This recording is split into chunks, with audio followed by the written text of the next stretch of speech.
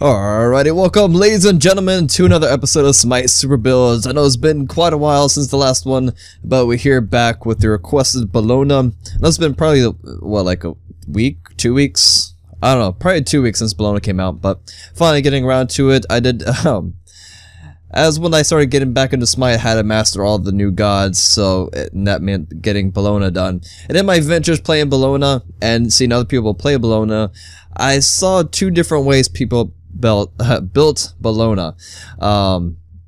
For one, the most common that I saw was obviously the attack speed, but since then, she's been nerfed. I was kind of waiting for her 3 to get nerfed. If you're not familiar with Bellona, her 3, pretty much she does this whip on the ground like so. As you see, her weapon changes into a whip, and then as long as you remain in combat for a certain duration, you have this crazy lifesteal. It used to be, I believe it was like 100 or something, and it had like no scaling, but since that's been nerfed, but I still feel people will still depend on her 3 for a majority of her damage.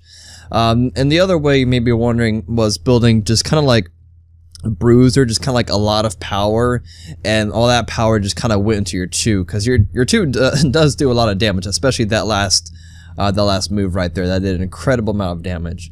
Which one I picked, I mainly just built her just power and kind of just bruiser, just semi-tanky-ish.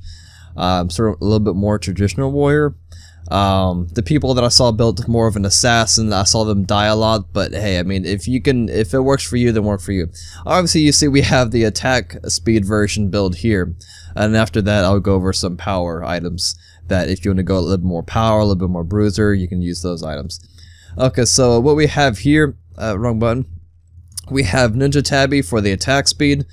If you're not all caught up with the physical, well, just Smite news in general, there's no more pin boots. It's just either Warrior Tabby for just more power, or you have Ninja Tabby for more attack speed but less power. So obviously, if you're going to build the attack speed away, you pick up Ninja Tabby, and then you go Yoan's Wrath. This looks very similar to more of an assassin build, honestly. So you can build her like an assassin and just kind of build your damage off your 3.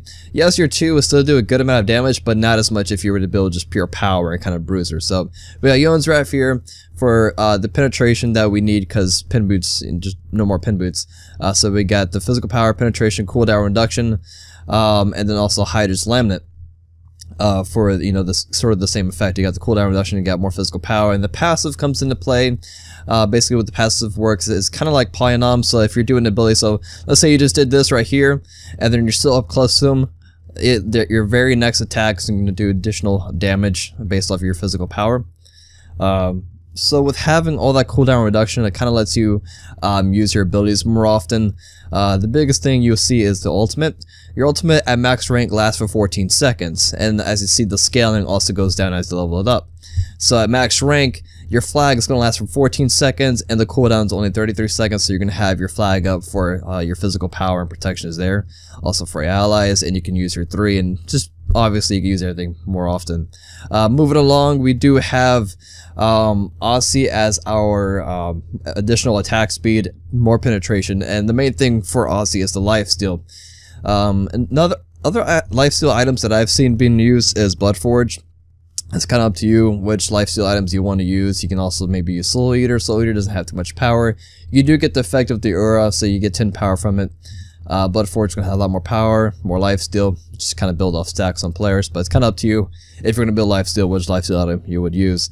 And then you can go in the Shin size, Executioner, just for Executioner for ripping down tanks, and you know, more attack speed. And Shin size, it's Shin size. It costs a lot, but it's worth it. So this build, you kind of just work off your in-hand attacks. Obviously, just no crit items. You don't really depend on crit. You just kind of depend on whipping your enemy down and just kind of sustaining yourself. So I kind of demonstrate that here with the Gold Fury. Let's get our 3 charged up. Slam the whip, and look at that beautiful attack speed and lifesteal. And that's all the Fury, that's all the Gold Fury has, so has to offer us. So really good sustain building off her 3. If you were to go into power, you can switch the last 3 items out. Well, first you obviously change the boots out for warrior type before physical power. You can probably keep Yoan's Wrath and Hydra's Laminate just for the cooldown reduction and the power aspect. You can switch the last 3 items for things such as maybe Frostbound Hammer, or you can build it for Titan's Bane. Another good one you could probably pick up. Where is it? Runeforge Hammer. Or you can also pick up Shifter Shield, which gives you 60 power overall if you're over 50% health threshold. Get below that, you gain more protection. So there's different options for you to pick out.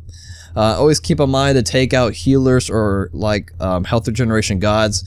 Brawler's Beast Stick is perfect for that. Your basic attacks reduce the enemy's healing by 40% for a second, so that's really great for taking down any healers. So that pretty much wraps it up. As far as actives, you did see there is Purification Beads and Sprint. Before the kind of balance change for her, her ultimate, as you see, she is CC immunity now, but before she wasn't CC immunity. I was kind of concerned about that because she has a little bit of a hard time getting out of sticky situations if you didn't build, attack speed and kind of depend on your 3 for lifesteal. I mean, you do have your 1 for charge, but for extra escapes and mobility, you may want to pick up, Purification Beads and Sprint to help you get in and out of situations. So that pretty much wraps it up for the build. I'll see you guys next time for the Medusa build, which will be pretty exciting. So I see y'all. Peace.